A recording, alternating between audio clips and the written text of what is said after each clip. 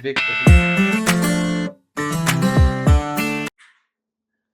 Olá, pessoal. Estamos mais uma vez aqui começando o nosso podcast da Astec Agrícola, onde estamos no Paraná, em Santo Inácio do Paraná, onde vamos estar entrevistando o nosso amigo aqui, Nivaldo Rocha, que é administrador das fazendas do grupo Norma Agrícola, né? Estaremos aqui falando sobre gestão de fazenda, estaremos aqui falando sobre administração de campo, sobre funcionários,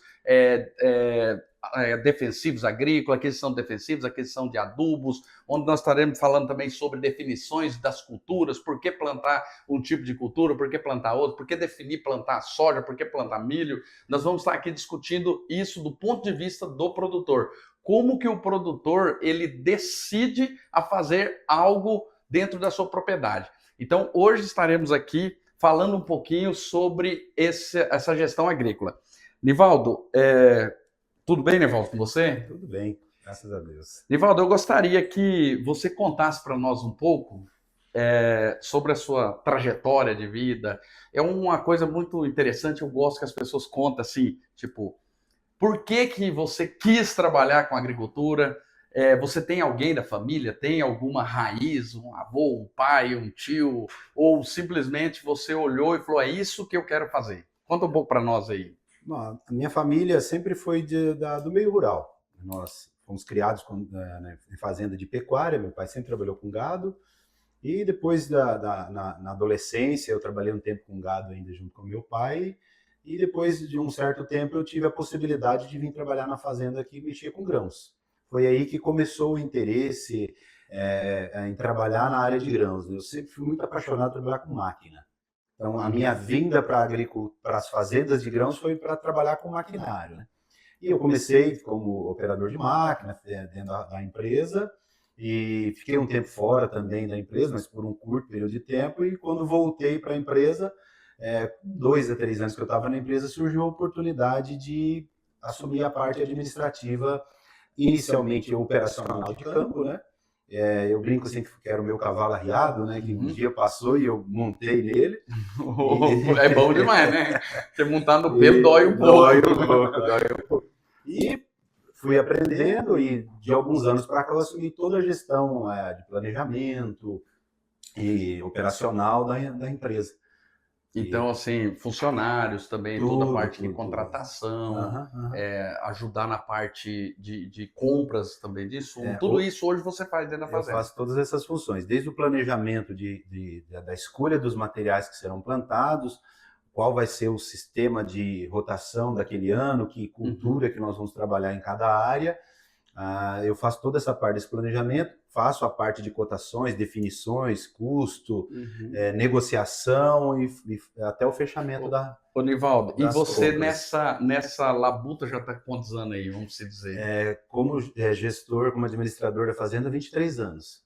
Um tempo bom, já dá para aprender bastante coisa, né? Bastante coisa, já apanhei bastante já. E como trabalhador na parte agrícola, você já está com quantos anos? 26 anos. 26 anos. 26 anos.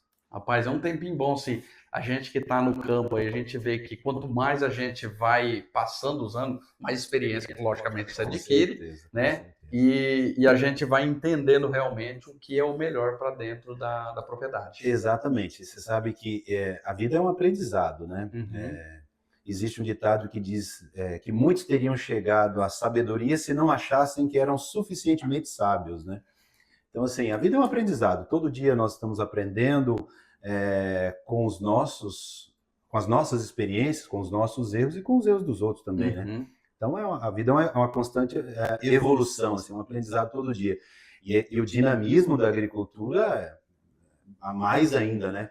Aquilo que parecia ser uma verdade hoje, amanhã não necessariamente é verdade mais, né? Então, a gente conversa muito sobre isso, falando assim que no passado, há muitos anos atrás, aí, 30 anos atrás, 40 anos atrás, as informações chegavam a cada 3 meses, 4 meses. As informações vinham a pé. Um ano até chegar as informações realmente. E hoje a gente tem o que? A cada 3 minutos? Sim. A cada 30 segundos, uma informação, você abre um Instagram, de repente você olha algo e fala, rapaz, isso aqui eu não sabia que era bom. É. Ou você abre e também fala, esse povo é loucura, fazer isso é loucura, né? Porque tem todo tipo de informação. O que a gente tem que fazer é filtrar as informações. E você sabe que é um desafio hoje para a gestão agrícola essa quantidade de informação. É bom você ter muita informação, mas desde que você tenha a capacidade de filtrar essa informação. Porque nós vivemos uma época em que existe muita informação, mas não necessariamente resultado atrás dessa informação.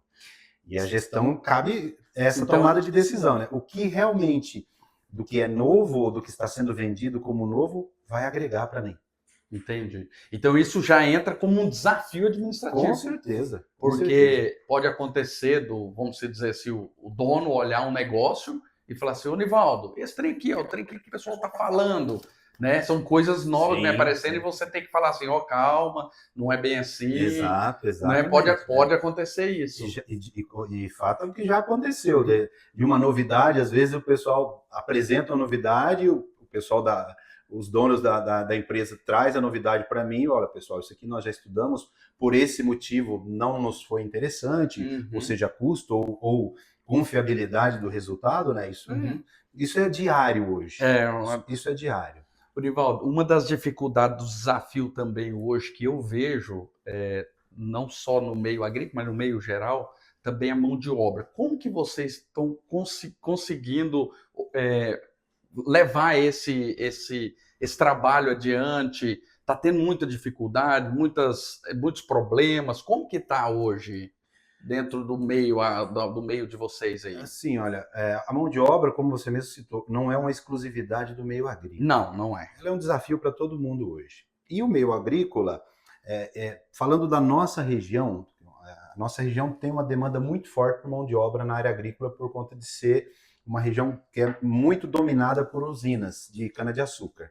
Então, essas usinas absorvem uma quantidade muito grande de mão de obras. E, assim, hoje, para você conseguir montar uma equipe que entenda a necessidade daquilo que está sendo feito, a importância daquilo que está sendo feito, é muito mais complexo hoje. Nós vemos, assim, uma parte das pessoas totalmente descompromissadas com as suas responsabilidades, quando a gente fala questão laboral, questão de trabalho, né? E assim, às vezes até uma baixa profissionalização no setor, né? Porque, assim, se a gente voltar um pouco no tempo, quem que trabalhava na roça? Era o cara que não teve sucesso na outra área. Sim. Concorda comigo? Sim. No passado, então, sim. O cara que ia não para enxada. Exatamente. Ou o cara estava estudando, mas não tinha uma outra maneira de fazer, ele ia para catar algodão. Exatamente. Era muito comum os pais falarem assim, ou você estuda ou você vai para a roça. Sim. Então, assim, criou-se essa cultura que a roça não é um lugar para o cara bem informado.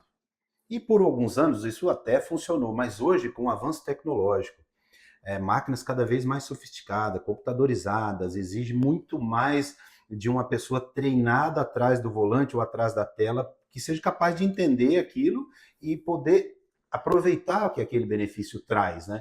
E isso dificulta também na questão da escolha da mão de obra. Nós passamos por um período muito crítico de dificuldade de contratação, não tinha mão de obra no mercado, e quando encontrava mão de obra não necessariamente se encaixava na necessidade da empresa, e aí nós fomos buscando alternativas, aumentando o tamanho das máquinas. Então, eu não consigo ter 3 operadores para uma plantadeira pequena, então vou pegar 3 plantadeiras pequenas, transformar em uma plantadeira grande e ter um operador só. Isso é cíclico, né? Agora nós estamos vivendo na nossa região uma oferta maior de mão de obra qualificada. Entendi. Mas isso é cíclico, não adianta a gente achar que é uma nova tendência, que tudo mudou, não, é um momento.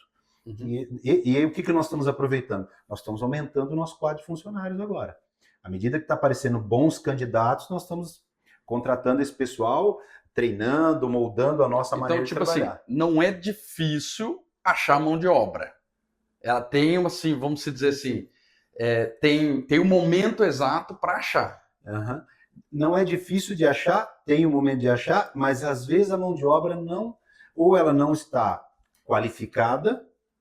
Isso, se ela não é qualificada, mas ela é proativa, você a qualifica, né? Isso que eu ia te perguntar. Beleza, sem vocês problema, qualificamos também. Com certeza. Então, assim, é uma constante. Então, nós estamos sempre de olho no mercado. Ó, apareceu um bom candidato, tem perfil, se encaixa na nossa maneira de trabalhar, opa, vamos absorver essa pessoa.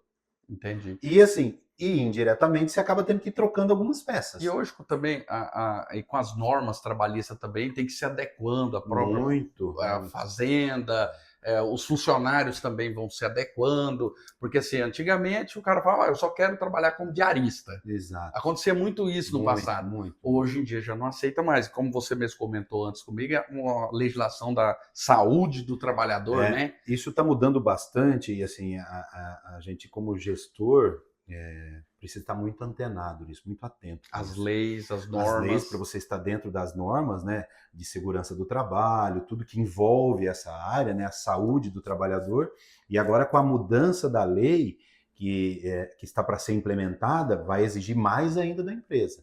Uma atenção mais rigorosa de como está, assim, colocando em português, como está a saúde mental desse cara. Esse cara está satisfeito? Ele está bem? Ele não está bem? Às vezes eu brinco, Alessandro, que o gestor, ele é psicólogo, ele é conselheiro familiar, conselheiro econômico às vezes, né? Uhum. Enfim, tudo isso envolve, cara. Você tem que estar fazendo aquela empresa rodar, aquela equipe produzir e ao mesmo tempo incentivando eles. Mas antenado no que está acontecendo. Às vezes você tem um colaborador que não está produzindo como ele produzia antes, o que está acontecendo? É algo pessoal? É algo que a gente precisa dar um tempo para ele, que a gente precisa dar um suporte para ele vencer esse momento e voltar a produzir como era? Isso tudo faz parte da gestão. Então, a dificuldade não é somente na contratação. Não. A dificuldade também é para manter um quadro equilibrado. Um quadro equilibrado, produtivo. É um filho que você absorve. É verdade. Um filho que você adota, né? Ô, Nivaldo, e a gente falando agora um pouco de custo de produção. Nós falamos sobre os funcionários aí, a dificuldade realmente tem na mão de obra, os cuidados que tem que ter com o pessoal, porque você tem que dar treinamento. Sim, né? Constante. Tem que estar fazendo, não só treinamento, as pessoas quando pensam assim que é treinamento de máquina. Não é somente isso. Tem que ter aquele treinamento pessoal também, relacionamento entre um funcionário com o outro para não ter divergência, né? Tem tudo isso aí dentro da empresa. Você puxou uma questão importante, né? Você mostrar para aquele funcionário que ele é importante para o sistema, independente do que ele faz. Se ele é o cara que está na máquina que vale milhões ou se é o cara que está varrendo o quintal. Todos são importantes para o sistema. Sim. Se o resultado veio positivo ou negativo, é mérito de todos ou responsabilidade de todos. Então, a importância de você incluir todos, não ter esse setor é mais importante que aquele. Um não funciona sem o outro. Você falou um negócio interessante, Nivaldo, porque assim, as pessoas têm que entender que ninguém é insubstituível. Exato, concordo plenamente. Então, assim, aquela pessoa que está numa máquina que vale milhões, ele não é mais importante do que o cara que está lá limpando o pátio. Exato. Porque o cara que está lá limpando o pátio está promovendo o bem-estar para ele. Exato, concordo plenamente. É isso a mesmo. mulher ou o homem que está limpando os alojamentos, porque tem casos de fazenda que contrata mulher, tem casos que contrata homens para fazer a limpeza lá do alojamento, aquele que está fazendo a limpeza não é menos importante do que o cara que passa o dia inteiro colhendo uma máquina com ar-condicionado. Porque se ele não estiver lá limpando, ou a mulher estiver lá limpando, ele não tem um conforto, não tem um bem-estar. Então eu concordo com isso que você falou. Nós zelamos tanto por isso que nós, de alguns anos para cá, a empresa conseguiu adotar o bônus do 14º para os funcionários. E nós pagamos para todos os funcionários, independente do setor. Seja o setor da produtivo, administrativo, todo mundo ganha o 14º, porque é uma engrenagem. Na verdade, é uma máquina com diversas engrenagens. Cada uma faz uma função. E isso precisa ser entendido como grupo, né? Se você for analisar uma empresa, o pessoal às vezes fica mais tempo junto do que com a família, dependendo da distância, enfim. Então, assim, se você vai ter que passar ali 8, 10 horas por dia não vamos fazer esse negócio um pouco mais harmonioso, um pouco mais fácil de convivência, né? Sim. Atrito sempre tem, né? Se você Normal. imagina que Nós entre estamos duas lidando com pessoas gente. tem discussão, imagina entre 20 pessoas, né? Isso faz parte. Mas a importância é entender e respeitar a todos. O respeito entre pessoas não é mérito, é obrigação, né? Concordo. É isso aí. Não é mérito de ninguém. De ninguém. É obrigação da gente respeitar um ao outro no ambiente de trabalho. Beleza. Um bate-papo legal sobre isso aí. Vamos falar um pouco sobre custo de produção, Nivaldo.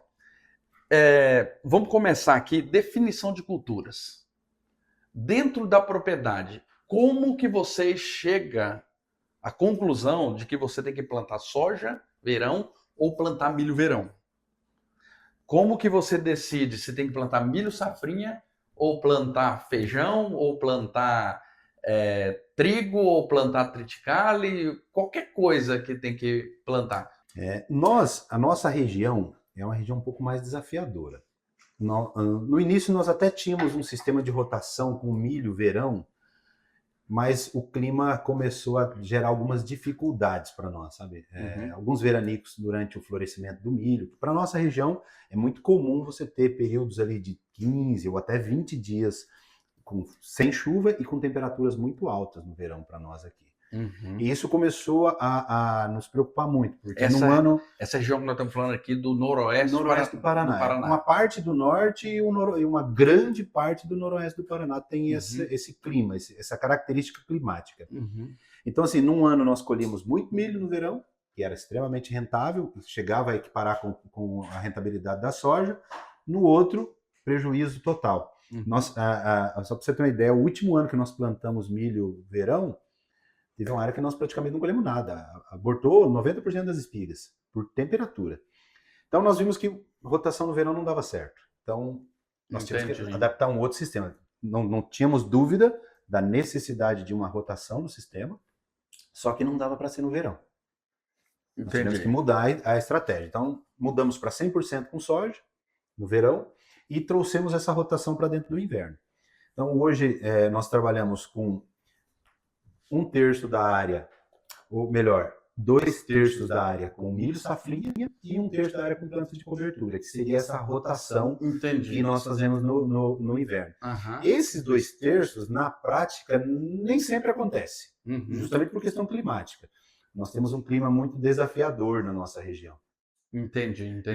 Então, às vezes eu consigo fazer 50% da área, às vezes eu consigo fazer os 2/3 que eu programei na área, e às vezes a janela de plantio de milho safrinha para nós aqui se abre muito tarde por questão climática, sabe? Então, às vezes eu tenho 20 dias, às vezes eu tenho 30 dias para implantar esse milho, e isso faz variar muito a área de milho safrinha, que seria o comercial do inverno, né? Que é o que mais rentabiliza para a gente dentro de todas as possibilidades do inverno. Ô, Nivaldo, e vocês trabalham também com rotação com gado ou não? Somente... Aqui no Brasil só com culturas mesmo. Tá, porque tem a região que vocês também atua no Paraguai. Parte do Paraguai também. Aí lá nós rotacionamos o inverno todo com pecuária. Então, você estava me contando, a gente discutindo esses dias atrás, sobre isso aí. Lá você falou que você faz, 1 ano pastagem ou é 2? Como é que funciona? Nós entramos com a reforma do pasto, com 3 anos de soja no verão e pasto no inverno. Aí é um pasto rotacionado com a soja. E a partir do 3º ano nós voltamos o pasto definitivo nessa área e vamos para outra área. Então, todo ano nós temos uma área de soja de 3 anos, uma área de 2 anos e uma área de 1 ano. E nisso eu tenho pastos de qualidade, que entra nesse custo de produção, com o gado, pasto de qualidade e também lavoura de qualidade, porque o sistema não para. O sistema não para. Então, quando eu voltar de novo na área que era pasto, eu tenho uma área bem fertilizada. Exatamente. É uma simbiose perfeita, né? A pecuária com a soja, né? Se manejado da forma correta, é extremamente rentável. No caso especificamente do Paraguai, a agricultura não é rentável para nós. Aí o gado já é rentável. Que volta nisso que eu falei, o custo de produção, vocês entenderam que lá é melhor o gado. E aqui é melhor a soja. Melhor grão, exatamente. Lá nós temos que ter agricultura, porque a pecuária sem agricultura não é rentável, mas integrada com a agricultura, aí se torna muito rentável. Porque além de você ter um pasto muito mais nutritivo, que vai dar uma conversão de peso muito melhor, Sim. você tem o animal pronto para o abate no período de seca, pode-se dizer, né? Esse animal entrou no pasto extremamente nutritivo no final de abril, início de maio, e vai sair pronto final de agosto, início de setembro, quando ninguém tem pasto. Então você tem um boi pronto quando a maioria das propriedades de pecuária não tem gado. É porque o pessoal também tem que entender uma coisa. O gado, se o capim tiver seco, ele come também. Sim. O gado ele não come o capim porque é verde, ele come porque é nutritivo. Porque é nutritivo, exatamente. exatamente. É isso aí, as pessoas têm que entender isso. Por isso que tem os feno, por isso que tem a silagem, né? É um negócio interessante. Então, para vocês, lá vocês fazendo o custo de produção, entenderam que a lavoura dá mais rentabilidade para vocês no gado, lá. Sim, sim. Exatamente. E aqui vocês entenderam que a lavoura dá mais rentabilidade para ser somente a lavoura. Hoje, com certeza a pecuária integrada melhoraria o resultado? Bem possível. Hoje o gado está valorizado no Brasil, mas a gente sabe que isso não é uma realidade de muito tempo. Até um dia desse aí a pecuária era prejuízo no Brasil. Né? Entendi. A fazenda, quando ela migrou para a agricultura, ela migrou de vez para a agricultura mesmo. Nós tiramos toda a estrutura de cercas, bebedouros do gado. Então, assim, para você voltar essa estrutura agora e daqui 2, 3 anos você ter essa pecuária caindo de novo, então é um risco muito grande. Nós optamos por, no Brasil, focar na agricultura e manter o Paraguai com a integração lavoura e pecuária. Isso aí, legal então. E quando a gente entra nesses custos, Orivaldo, você falou uma coisa interessante aí. 1/3 da fazenda mix de cobertura, ou até braquiárias, solteiras também, né? O que vocês entenderam para deixar esse 1/3? Falar assim, pô, mas eu poderia estar produzindo milho. Poderia estar produzindo milho nele. O que vocês entenderam realmente que esse 1/3 você rotacionando melhorou para vocês? A nossa região, o milho não necessariamente é rentável todos os anos. Então começa por aí. E a necessidade de você mudar sistema radicular, manejo de herbicidas, né? Tudo isso são importâncias que você vai somando até chegar a essa decisão. Então, nós precisávamos ter um sistema de rotação. Ponto. Isso era indiscutível para nós. Desde o começo nós tínhamos isso muito claro. E essa rotação nos ficou mais vantajosa, mais segura no inverno. Então, nós optamos por trabalhar 1/3 da área, ou até um pouquinho mais conforme o ano, ou um pouquinho menos conforme o ano, né? Ô, Nivaldo, o que levou vocês realmente a decidir esse 1/3 com o mix de cobertura? É preço? É qualidade na próxima safra? O que levou vocês a decidir isso? É uma soma de fatores, né? Desde o risco que é um milho safrinha para a nossa região, não necessariamente ele é rentável todos os anos. Então, assim, e a necessidade de ter um sistema de rotação, que isso para nós é muito claro desde o início, que nós tínhamos que ter um sistema de rotação. Então, nós optamos por trabalhar 1/3 da área com plantas de cobertura e essa área vai sendo rotacionada dentro da fazenda. Tem áreas que a gente faz uma rotação com uma frequência maior ou com uma frequência menor por conta de fertilidade, oportunidade de comercial daquele ano, né? Mas assim, nós temos muito claro a diversidade de raízes que você tem com essa rotação, com esse mix de plantas de cobertura, manejo de doenças, de insetos, de ervas daninhas também.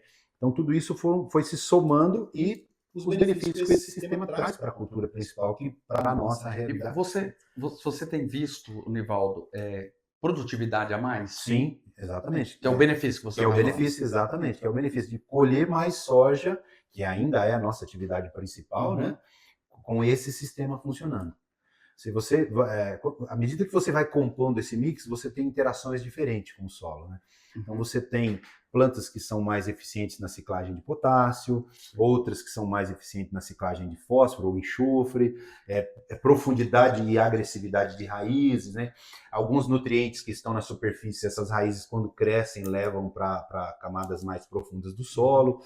Isso são alguns dos benefícios, né, que nós vemos com esse sistema. Você tem uma equipe também que auxilia vocês nessa escolha.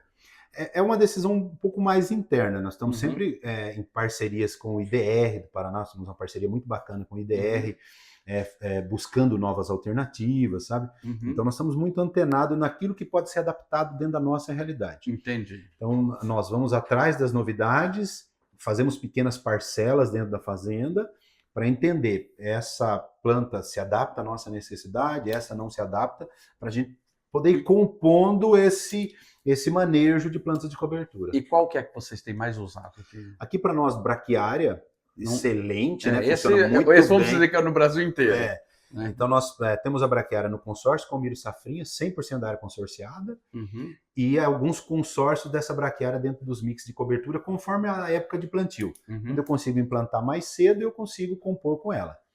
E além dela, nós temos aveia, basicamente aveia branca, para nós aqui, produz muito mais massa, né? Tem alguns cuidados a mais, mas entrega um resultado final melhor. Sim. Milheto e nabo forrageiro são as principais plantas que se adaptam para nós aqui. Que vocês têm usado mais. Exato. Pela época que nós trabalhamos. Uma crotalária espectabilis espetacular, né? Não dá nem para discutir os benefícios. Uhum. Mas normalmente essa implantação acontece final de março, início de abril, a temperatura já está declinando e já não entrega um resultado muito bacana. Entendi. Hoje, quando você vai ver na literatura, tem N possibilidades de plantas de cobertura. Tem N possibilidades. Só que a gente tem que achar aquela que se enquadra. Não adianta querer colocar 8, 10 mix de cobertura numa só. Exatamente. Às vezes você vai assistir um vídeo de um cara que está no sudoeste do Paraná com uma ervilhaca ou com outra planta leguminosa que é espetacular. Mas ela se desenvolve nessa região aqui? Não. Então é um custo que acaba... E vocês têm feito todo esse tipo de trabalho? Todo ano. Isso é uma busca constante nesse sentido. Novas cultivares de aveia, ou de nabo, ou de milheto. Todo ano tem uma... E como é que você define, Nivaldo, vocês definem qual material de soja vocês vão plantar na safrinha? Você define o material por produtividade, por rusticidade, época de plantio? Como que vocês definem? Porque assim, tudo isso entra no custo de produção. Porque nós sabemos que tem materiais, pelo menos para a nossa região lá, nós temos materiais que custam R$1.000 o hectare e nós temos material que custa R$600 o hectare. Né? Quando você olha, nós saímos de R$400 de diferença, nós estamos falando 3,5 sacos de diferença por material de produção. Mas automaticamente, normalmente, esses materiais que eles são mais caros um pouco, nós temos uma tendência de produção melhor. Né? Como que vocês definem aqui? É basicamente o que você falou, é potencial produtivo, rusticidade e custo, né? Nossa definição de materiais ela é muito baseada em números reais de produtividade, seja no histórico dessa cultivar dentro das áreas nossas, ou pelos ensaios que nós montamos. Nós temos uma rede de ensaios montada dentro da fazenda, conduzido por nós mesmos, em que nós vamos testando tudo que é de material que está no mercado. Tanto os materiais que são lançamentos, quanto os materiais mais antigos. E aí, baseado nessa produtividade, conforme a época plantada, o tipo de solo, entra o custo, né? População, pede uma população maior, outra uma população menor. No final, nós vamos sair o custo por hectare, que é exatamente o que você pontuou. Peraí, essa cultivar aqui, baseado no potencial produtivo dela, ela está me custando X. Mas essa outra também tem o mesmo potencial produtivo nos nossos ensaios e custa 1 saco mais barato, 2 sacos mais barato. Às vezes a pessoa pode pensar assim, mas 1 saco por hectare, em 1 hectare não é muita coisa, mas em 4.000 é 4.000 sacos, né? O número começa a ficar grande, né? É isso aí. Então assim, nós temos esse sistema de ensaio, nós trabalhamos normalmente com 3 épocas. No início do plantio, na época nobre e na finaleira. Areia e argila.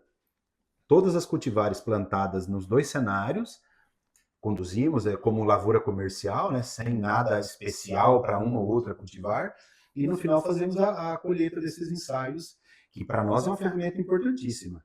Aí daí vão saindo. Então eu tenho hoje dentro do nosso planejamento cultivares que são mais adaptadas para serem plantadas na abertura do plantio no solo arenoso. Ela vai expressar um potencial produtivo maior. Porque aqui nós não comentamos, essa região ela é mais solo arenoso, né? Você pode considerar 50% de solos abaixo de 25% de argila e 50% acima. indo de 10% de argila a 60% de argila. Isso na área que você administra. Exatamente. Mas quando a gente vai para o município em si, Não, aí ele já muda. Muda mais. Aí eu diria para você que o município seria uns 70% areia e uns 30% argila. Entendi. Argila, sim. Argila para nós aqui, que é acima de 25%.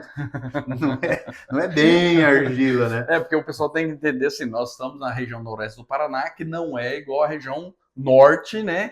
Que vai pegando ali Londrina, Maringá, Itambé, Marialva, que já são terras roxas, né? Nós somos um Paraná meio MS.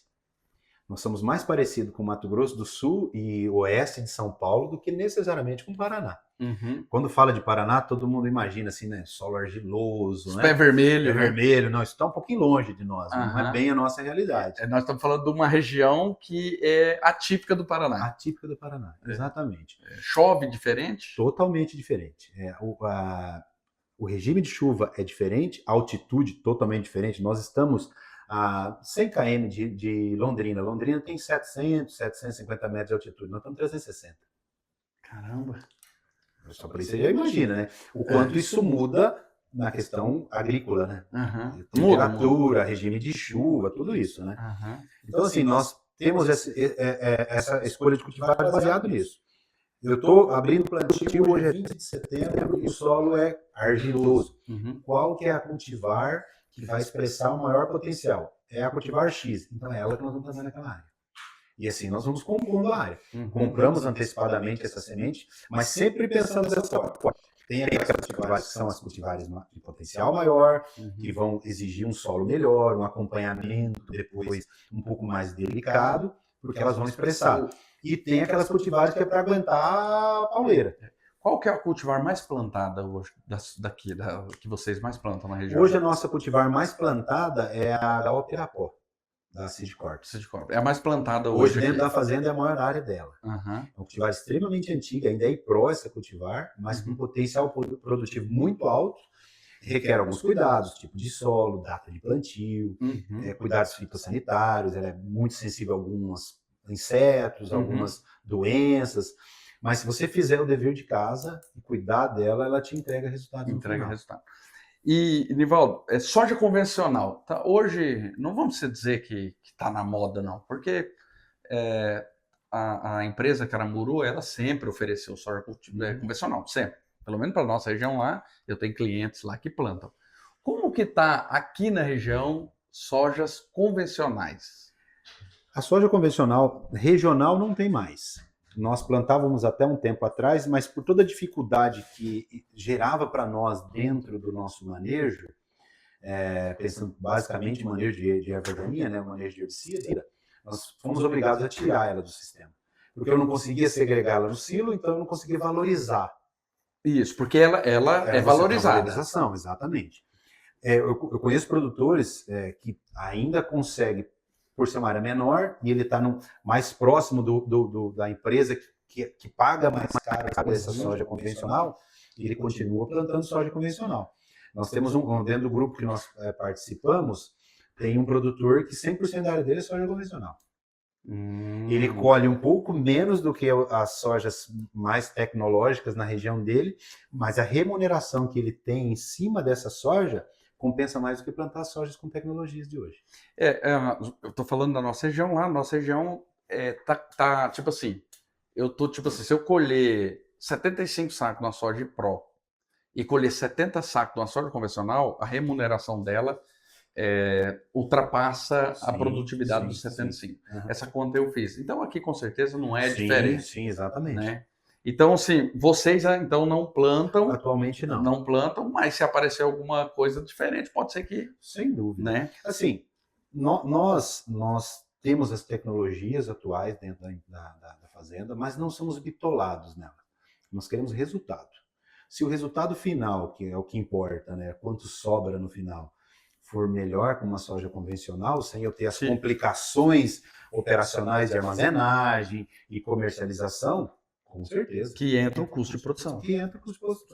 E no milho, safrinha, Nivaldo, vocês também têm esse cuidado também, olhar custo, hectare, produtividade, ou às vezes você fala assim, cara, eu estou com material de milho, ele é mais barato, ele é mais rústico, eu sei que ele não produz mais, eu vou investir nesse material por causa do clima. Como é que eu vou resumir isso para você? Se você for colocar na ponta do lápis, não necessariamente o material que te custou mais barato na largada vai te entregar um resultado melhor depois.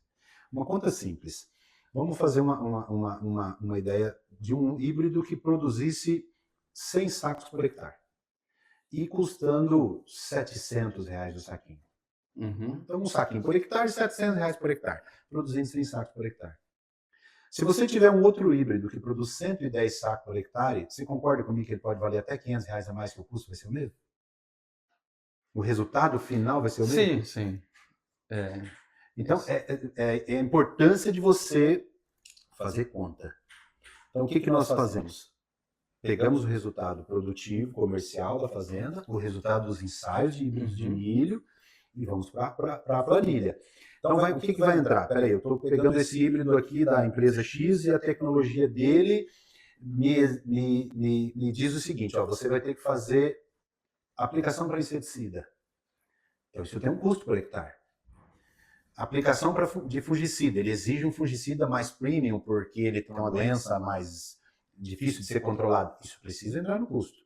Então, o que eu calculo? Custo do material, população que ele vai exigir por hectare, os custos de tratamento fitossanitário, inseticida, fungicida e a produtividade que eu tenho dele, seja em área comercial ou em ensaio. E no final eu vou avaliar o percentual de receita ou a possibilidade de receita desse material. Sim. Às vezes o material mais barato vai se mostrar mais vantajoso, às vezes não. Então, você vê, às vezes a pessoa imagina que a agricultura é só ir lá na cooperativa, na revenda e pegar um saquinho de milho, botar na plantadeira e plantar. Não é bem por aí. Tem que olhar tudo. Tudo, para você poder chegar à conclusão de que você está traçando o melhor caminho. Lá no final pode ser que não aconteça dentro do esperado? Pode. Isso é uma empresa a ser aberta. Eu sempre falo nos podcasts nossos, eu sempre falo uma coisa, que o produtor ele tem que olhar a produtividade e não a produtividade.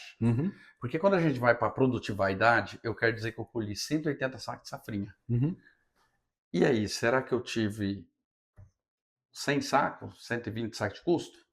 E quando eu vou para a produtividade, às vezes eu colhi 110, exato, né? E 120 saco, um custo bem menor. Então, assim, e sem contar o risco, né, que o produtor às vezes vai ter do investimento muito alto na safrinha, esperando produtividades que, vamos dizer aí, astronômicas aí, que muitas vezes isso só num talhão pequeno. E você sabe que essa é a grande pegadinha com muitos agricultores. É que ele imagina só aquele teto alto. Só o ano que foi espetacular. Que ele colheu 170 por hectare, que ele colheu 150 por hectare, e ele esquece dos anos que ele colheu 80, 90, e vão acontecer. A nossa região, nós estamos às margens da geada, que pode chegar até nós, e estamos no centro dos veranicos, pensando na safrinha para nós aqui. Então, assim, será que eu fazer um investimento muito alto para a minha realidade vai me trazer um maior retorno? E assim, eu vejo aqui o clima é muito louco mesmo. Eu estava falando com a minha esposa semana agora. Há 2 dias atrás estava um frio. Ontem estava rachando de calor, de uma hora para outra, assim. Ela muda a chave está aqui, ela faz assim, da noite pro dia, né? Hoje já tá calor de novo, né? E amanhã já não sabe, né? Só para você ver o que é o clima na nossa região. Semana passada choveu 120 milímetros. Nós estamos em final de julho. Uma chuva louca, né? Pois é. Então, assim, é uma região que exige muito do planejamento. Você está cautela. Está bem focado naquilo que você está fazendo. Muito pé no chão para não ter surpresas no caminho, né? O Nivaldo, e aí a gente olhando toda essa parte também, assim, vamos para a parte de insumos, fertilidade. Por que você decide plantar? Vamos dizer, eu não sei porque você planta, mas estou dando um exemplo. Esse ano eu vou plantar com MAP. O ano que vem, não. Esse ano eu vou plantar agora com Super Triplo. No outro, não, vou plantar com Super Cip. Como que você define isso? Somente custo ou você vai para a parte de fertilidade também? Vocês têm pessoas que dão assessoria dessa parte de fertilidade. pega esse resultado e vai à risca do resultado, ou vocês vão equilibrando? Nós buscamos um equilíbrio. Quando nós viemos para a agricultura, era uma fazenda de pecuária degradada, né, que era a modalidade que se praticava na época, e nós entramos na agricultura, se fala de plantio direto, né? Uhum. Mas o que fez? Parou de gradear a terra. Só parou de gradear. Parou de gradear. Infelizmente, esqueceram de fazer perfil, né? Exatamente. Porque não era a cultura da época, né? Não se falava disso na época. À medida que os anos foram passando, nós vimos a necessidade de pensar melhor nesse sentido e nós fomos nos adaptando a isso. Então, o que nós entendemos? Que nós precisamos ter um solo equilibrado. Nós precisamos ter um solo com boa fertilidade, livre de alumínio, livre de compactação, para que essa raiz possa crescer sem impedimentos. Então, nós estamos trabalhando isso. Rotação de culturas, um programa de calagem bem definido, para que tenha um solo bem equilibrado, e aí entra na adubação, basicamente, NPK, né? Uhum. Nossa região é muito boa de micros.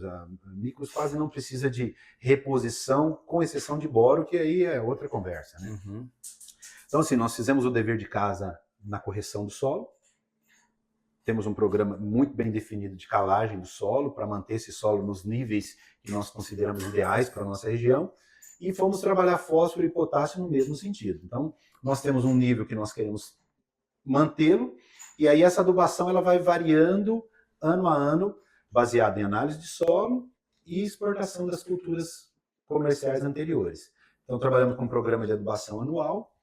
Então, se aquela parcela do talhão pediu 100 pontos de fósforo e eu coloquei 40 no milho, automaticamente tem 60 para pôr na soja. E vice-versa. Uhum. Se eu exportei mais, eu tenho essa reposição e mais do que eu exportei para colocar de volta. E assim nós fomos fazendo. E basicamente nós trabalhamos com matéria-prima. Na nossa maneira de entender, nos testes que nós já fizemos, nos estudos que nós acessamos, nos norteou para isso. Trabalho com matéria-prima. Às vezes eu vou no mercado comprar fósforo e um super triplo por ponto está me custando mais caro que um MAP. Eu compro o MAP. Entendi. Se for o inverso, eu compro o super triplo, né? Mas mesmo assim, cuidando da parte da fertilidade. Sempre. Se eu tenho uma área com bom nível de cálcio, eu vou para o MAP. Exatamente. E no milho, nós começamos a trabalhar uma adubação um pouco diferente. Nós tínhamos uma adubação de cobertura com mais nitrogênio, só que o clima não necessariamente era favorável na hora da aplicação. Às vezes dava time de aplicação no milho e 15, 20 dias sem chuva. Você se obrigava a jogar a cobertura porque ela estava associada ao potássio, mas perdia grande parte dela. Nós fomos mudando esse processo. Fomos passando a pôr mais nitrogênio na linha, buscando uma fonte mais possível de trabalhar com esse número que nós queríamos. Diminuímos um pouquinho a relação de fósforo com nitrogênio, que era muito alto o fósforo na linha em relação ao nitrogênio, e tiramos todo o potássio da linha, foi todo para cobertura. Aí, para isso, nós fomos para o mercado atrás de um produto que nos atendesse. Uhum. Hoje nós estamos trabalhando em torno de 40 pontos de nitrogênio por hectare, com 45 pontos de fósforo. Na linha. Na linha, mais ou menos. Então, plantio linha mesmo. Na linha. Suco, né? Isso. E venho com a cobertura depois com um número menor. Que aí eu ponho mais nitrogênio na linha, eu não fico com tanto nitrogênio em superfície à mercê do clima. Vocês têm trabalhado aqui com nitrogênio aí, a quantidade de ponto de nitrogênio aqui, qual que é a média que você tem trabalhado? Eu trabalho aqui? com 70 pontos por hectare. 70 pontos por hectare. Por Porque hectare. você está visando aí no máximo 100 sacos de milho. 100 a 120, há casos de colocar 70 pontos e colher 150. Sim.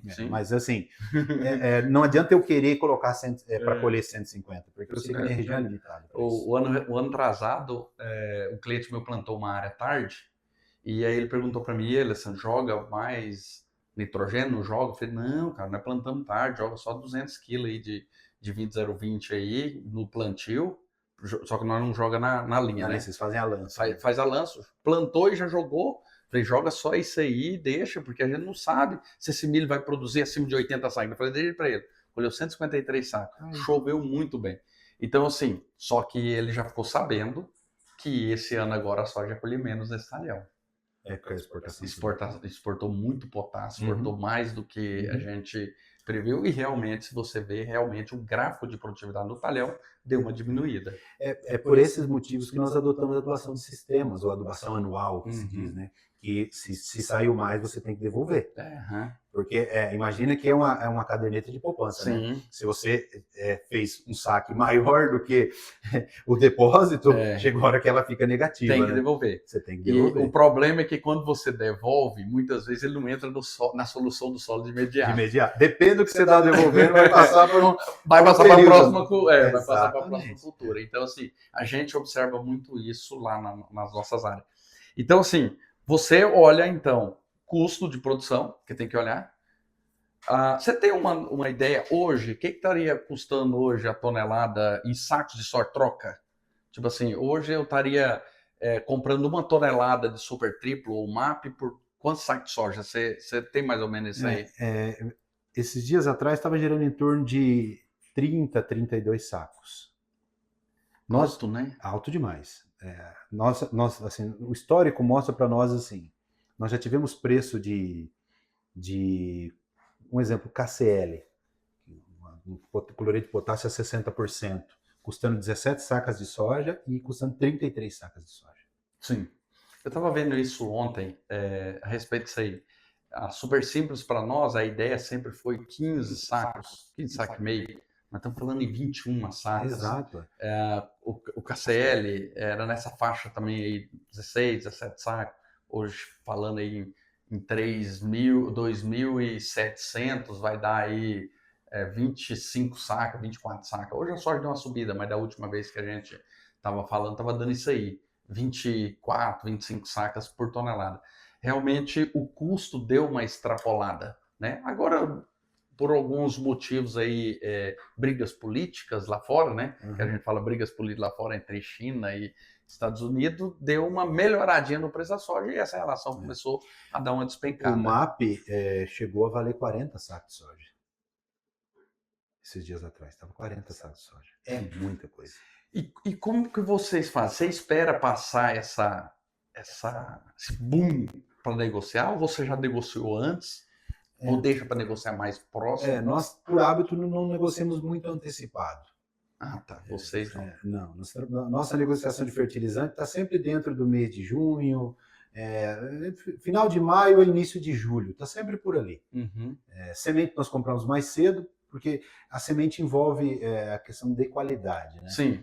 Então nós compramos a semente bem mais cedo para poder garantir que vão nos entregar lotes com o padrão de qualidade que foi combinado, né? Agora, fertilizante e defensivos, aí nós sempre retardamos um pouco mais. E, assim, até compravam um pouco antes no passado. Mas depois que mudou toda essa incerteza que gera o meio agrícola, se a empresa vai estar lá no dia de te entregar o insumo ou não, então isso mudou o nosso hábito de compra. Nós passamos a comprar mais, como a gente diz na roça, mais da mão para a boca, né? mais de imediato, para ter um pouquinho mais de segurança. Às vezes não é o melhor momento de compra, mas talvez seja o mais seguro. Hoje você precisa considerar isso, né? Se você tem segurança de que você vai receber aquilo que foi comprado. Entendi. Nós estamos passando por um sistema aí meio complicado ultimamente, né? São muitas RJ, isso é ruim. Isso péssimo. É ruim, é péssimo, porque assim, tanto do lado do produtor abrindo RJ, como do lado de empresas abrindo RJ. Quando eu falo produtor, muitos produtores abrindo RJ, eu não estou falando que eles estão abrindo porque está errado, é porque infelizmente o mercado está levando por esse lado. Mas assim, quando começa isso, as empresas que têm dívida, não é dívida, tem o recebimento do produtor, deixa de receber. Aquela empresa também entra em dificuldade. Quando a empresa entra em dificuldade, ela também abre RJ. Ela abrindo RJ, começa a ter menos competição. E começa a chegar menos não é informação, começa a chegar menos oferta ao produtor. Sim. Você percebeu que o que você acabou de citar, como o sistema é uma engrenagem? Então, assim, se o produtor perdeu a capacidade de pagamento, automaticamente ele não paga a revenda. Se a revenda não recebe do produtor, ela não paga a fornecedor. E assim vai. Se o produtor não consegue pagar, ele não paga ele dispensa o funcionário não paga o mercado não tem dinheiro, ele dispensa o funcionário do mercado. Então, assim... É uma engrenagem. Vivemos uma engrenagem constantemente. Então, é muito ruim o cenário que se vive hoje, né, no meio agrícola, com essa incerteza. Todo mundo arisco, o produtor arisco com medo de botar o dinheiro dele na empresa e depois não receber o produto. A empresa com medo de vender para o produtor, entregar o produto e não receber depois. E aí fica esse mercado incerto. E o mercado de máquina agrícola, Nivaldo, assim, vocês têm trocado mais máquina, vocês têm buscado mais tecnologia, ou por causa dessa incerteza, a fazenda deu uma quietada? Nós demos uma quietada. Nós ficamos 5 anos sem aquisição de máquinas novas. Agora, por necessidade, nós fizemos troca de alguns equipamentos. Então, nós conseguimos fugir. Mas dentro do limite. Dentro do limite. Só aquilo que era extremamente necessário. Porque se você pegar o histórico de preços até 2020, 2021, vinha preços praticáveis. Não necessariamente baixos, mas praticáveis. Aí teve esse boom de preço, né? Máquina que chegou a dobrar o preço, né? E agora ela voltou para os preços. Quando você pega a conversão em moeda de troca, que é saca de soja ou de milho, as máquinas agrícolas estão voltando, ou alguns modelos já voltaram aos preços pré-pandemia, nessa conversão. Então, voltou a dar um fôlego para o produtor. Porque, para e pensa, uma máquina que o produtor pagou 3 milhões quando a soja bateu 190, 200 reais a saca. Então, ele gastava X sacas de soja para pagar essa máquina. Só que a soja a 120 quase que dobrou. Sim, a dívida dele. Sim. Porque ele fez a dívida financiada. Financiada, exatamente. Aquele que comprou à vista, eu conversando com um cliente meu, ele falou uma coisa interessante. Ele falou assim, Alessandro, dando um exemplo aqui. Eu precisava de 20 mil sacos de soja para comprar uma máquina. Quando o preço da máquina aumentou, mas eu tinha minha soja e vendia ela 180, eu precisei de 16 mil sacos. Isso mesmo. Só que ele foi lá, vendeu os 16 mil sacos e comprou a máquina. Exato. Mas a maioria não fez isso. A maioria foi lá e financiou a máquina que custava 16 mil sacos a 180. Só que quando a soja veio a 105 para nós, nós vendemos soja no Mato Grosso o ano passado a R$ 88, 96 esse ano no Mato Grosso. E hoje nós estamos vendendo soja em Jataí, nós chegamos a vender a 117 reais. Alguns clientes meus estão vendendo lá agora a 123, 125, né? Então, você pegar assim, se eu pegar esses 16 mil sacos a 185 e pegar ele, transformar ele agora a 120, pegar os 185, os 16 mil vezes 185 e trazer ele para 115 que está a soja balcão, o ferro é grande. Arredondando a conta, 24 mil sacos. Mais ou menos isso. Para pagar. E aí o cara vai fazer o quê? Se ele for vender o bem hoje, vale menos da metade. Sim, porque voltou o preço. Voltou o preço. É. Então, olha a situação que alguns se colocaram. Isso vale para tudo, né? Quem deu sorte, eu diria que é mais sorte do que juízo, de fazer esse cálculo. Não, peraí, se eu vender o produto aqui, eu estou pagando mais barato. Quem deu sorte de não comprar os insumos na alta dos insumos, o cara comprou os insumos barato antes da alta e vendeu o grão na alta. Esse cara ganhou dinheiro. Ganhou bastante dinheiro. Depois a conta se inverteu. Você se lembra que glifosato chegou a valer, glifosato da WG? 80 e alguma coisinha. E aí? Quanto vale hoje? 20? Eu comprei a 16 reais, 17 reais e depois estourou a 80 na época. Imagina o produtor que teve que comprar 80. Aquele que comprou 16 e vendeu soja a 180, esse cara nadou na braçada. Isso é gestão. E vocês têm optado mais pelas compras à vista ou faz aquelas negociações safra? Vocês têm essas negociações também? Nós usamos a oportunidade do mercado. Entendi. Se o mercado nos é vantajoso no prazo, nós fazemos no prazo. Deixa o dinheiro do banco gerando lucro, juro para nós. Mas se ele é interessante numa vista, vamos numa vista. Então, a empresa, desde o início, teve muito claro, nós precisamos ter capital de giro. A empresa ter capital e não usar capital do banco. Exatamente, ter capital próprio. O que é o nosso capital? Grão. Então, o que é a nossa maneira de pensar? Nós precisamos ter uma safra paga no campo, uma safra guardada no silo e uma safra guardada no banco. Entendi. Porque se eu tiver 2 anos ruins, eu não quebro. Que pode acontecer. O produtor teria que pensar assim no geral, né? Exatamente. Eu vou te dar um exemplo. Alguns anos atrás, nós tivemos um calote de uma empresa. E o nosso capital de giro, silo, estava basicamente dentro dessa empresa. Só que nós tínhamos a safra que estava no chão paga e tínhamos a safra do banco.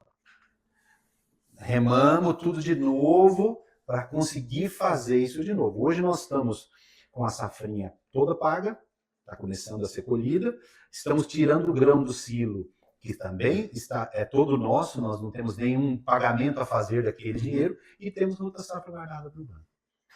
Entendi. Porque aí já chega e já vai comprando os produtos. Exatamente. Então, assim, é vantajoso pagar à vista? Vamos na vista. Então, o produtor, nessa gestão de custos, se ele começar a pensar assim, ele tem uma lucratividade maior. Maior, porque assim, ó, você mexe com planejamento e com compras. A diferença do à vista para o prazo, não são todas as vezes, mas na maioria das vezes é muito grande. Tenho visto aí 18%, é muita coisa. 20%. Algumas coisas caem para 15%, mas uma grande parte é 18% a diferença do à vista. E aí eu te pergunto, é um dinheiro que pode ficar no bolso do produtor. Não tem condição ainda de fazer 100% no à vista. Começa a fazer o à vista. Faz 10% esse ano, faz 20% o ano que vem, até que um dia você fala assim, agora eu compro tudo à vista. Uma coisa que você falou, eu acho interessante, porque assim, a margem hoje está muito apertada. Muito. Eu não sei aqui no Paraná, mas lá para nós lá, hoje o custo de produção para nós lá, quando eu falo custo de produção, é o cara plantar e colher. Mas contando o quê? Contando tudo, maquinário, despesa de funcionário, tudo hoje está ficando em torno de 49 a 51 saco, sem renda. Sem renda. Eu estou falando o custo de produção. Quando o cara vai para renda, que lá, arrendamentos nossos lá varia de 8 sacos até 25 sacos, tá? 8 sacos são as áreas ruins e 25 são as top, que já tem gente pagando isso lá. Aí vamos pegar uma média, vamos colocar aí, que é o normal, tá pagando 17, 18 sacos, arredondando 20 sacos, nós estamos falando em 70 sacos. A média do Jataí, se eu não me engano, é 68 sacos. Alguém está perdendo 2 sacos por hectare. Exatamente. Ou mais. Então, assim, com esse custo muito apertado, isso aqui nós estamos falando compras a prazo, tá? Quando eu passo para a vista, vamos colocar aí o custo de produção, a vistinha, nós estamos falando em 35 sacos, você tirando 20%, nós estamos falando de 7 sacos a menos. É isso aí. Então, isso aí começa a entrar no lucro do produtor. 7 sacos que começa a sobrar para ele. Sobrar. Mas você sabe uma coisa que, pelo menos a impressão que eu tenho, é que a grande parte dos produtores não sabe qual que é o custo dele. Um dia, eu conversando com um produtor, ele falou assim para mim, sabe por que, Alessandro, eu não fico fazendo conta? Eu falei, por quê? Ele falou, porque se eu ficar fazendo conta, eu paro de plantar. Assim, mas se ele não fizer conta, uma hora ele pode quebrar. Sim, ele falou brincando, né?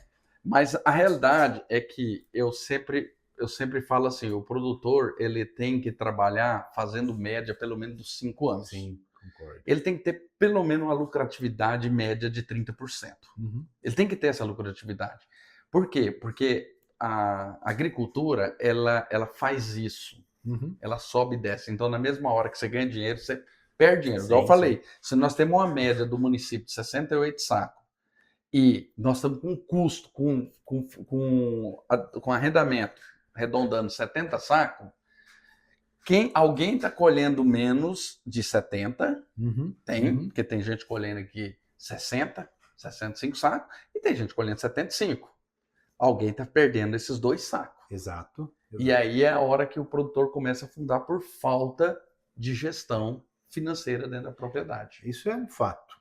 Alguns casos clássicos, né? O cara tem, sei lá, 1.000 hectares de área própria e tem 1.000 hectares de área arrendada.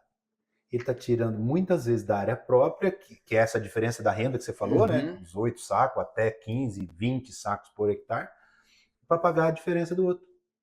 Só para plantar 2.000 hectares.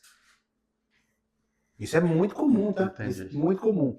Ele acha que ele está ganhando dinheiro no volume, mas se botar na ponta do lápis, às vezes o cara chega à conclusão seguinte, que é melhor diminuir essa área e ter uma rentabilidade sólida. Uhum. do que ficar achando que está ganhando dinheiro. Isso é muito comum.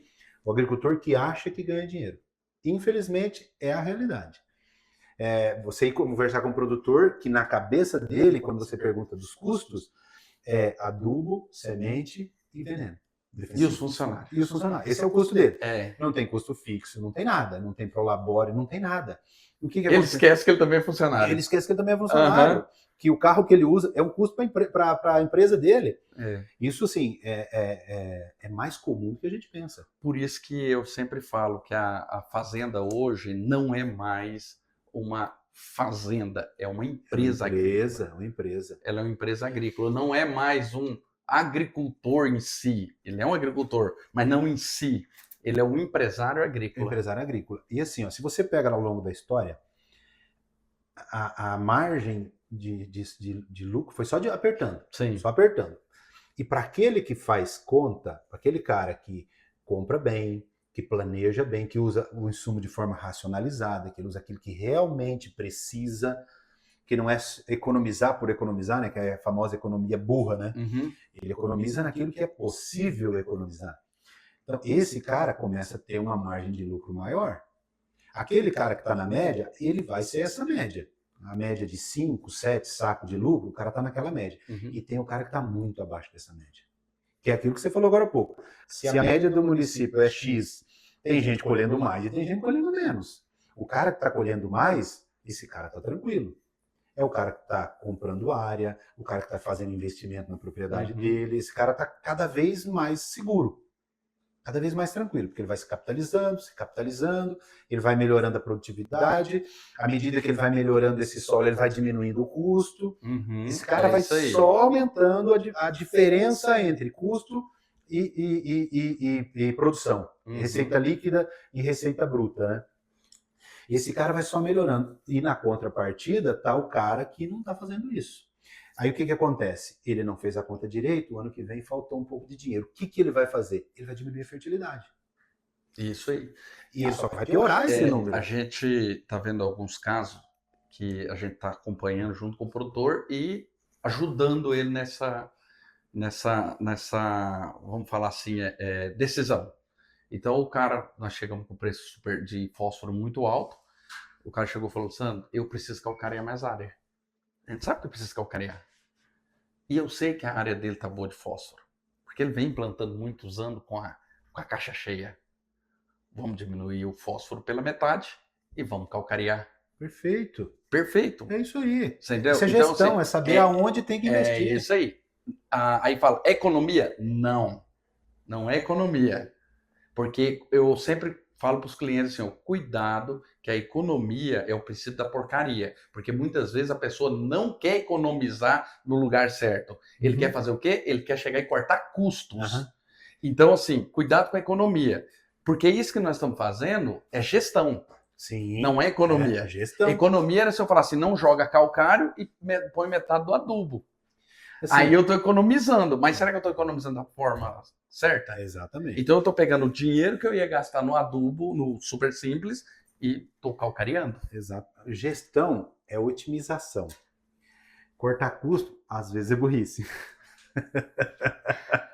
A gente tem que tomar cuidado. Precisa cortar custo? Precisa. Quando possível, né? Mas dentro do limite. É o que eu sempre converso com os clientes nossos. Um exemplo o custo é cortar dentro do limite. Exatamente. Tá. Um exemplo bem prático do que você acabou de citar. Nós temos um sistema de calagem programado. Cada 3 anos, análise, calagem. 3 anos, análise, calagem. Então, todo ano nós temos 1/3 da fazenda que está nessa rotação. Sim. Vocês fazem cada ano... Cada ano 1/3 da fazenda. Calagem, gessagem, tudo. Eu tenho recomendado isso para os clientes. Vamos fazer 30% da área por ano. É isso aí, todo ano. Porque aí você não onera demais o custo em um ano só e você tem todo ano as áreas em processo de recuperação, vamos dizer assim. E esse ano, por tudo que nós vínhamos fazendo no passado, que nem você citou, colocando aquilo que realmente precisava de fósforo, tá muito caro. Então nós vamos fazer o quê? Nós vamos baixar 20% a nossa dose, vamos entrar com solubilizador de fósforo junto, que fica infinitamente mais barato, e não temos medo nenhum de falar assim, nós estamos baixando a nossa fertilidade, porque eu sei que a minha poupança tá com folga. Sim. Então agora eu posso me dar o luxo É de isso aí. baixar a régua, É isso né? aí. Baixar um pouquinho meu custo nesse momento que está ruim, e num outro momento que fala, olha, agora a relação ficou boa, então peraí, vamos repor aquilo que nós tiramos lá atrás. É onde a gente fala, a gestão agrícola, né, a gestão financeira é isso aí. E assim, você vê, nós estamos aqui conversando há alguns minutos, o quanto de decisão envolve a gestão agrícola. Nós falamos de pessoas, nós falamos de escolha do que você vai plantar e da grana, da questão financeira. Tudo isso é gestão.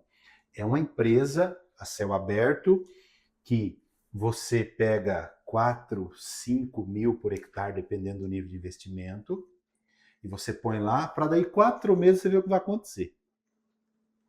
Se você vai ter lucro. Se vai ter só daqui 4 meses realmente que você e nós vai vamos saber lá tudo é possível. Você vai ter lucro ou não. Você pode ter falta, excesso de chuva, de sol, de tudo durante esses 4 meses. A importância de você saber o que você está fazendo. Isso vai te dar mais segurança, você vai estar com o pé no chão e o resultado que vier, muito possivelmente, vai ser mais assertivo. Eu tenho uma teoria, eu sempre gosto de comentar isso.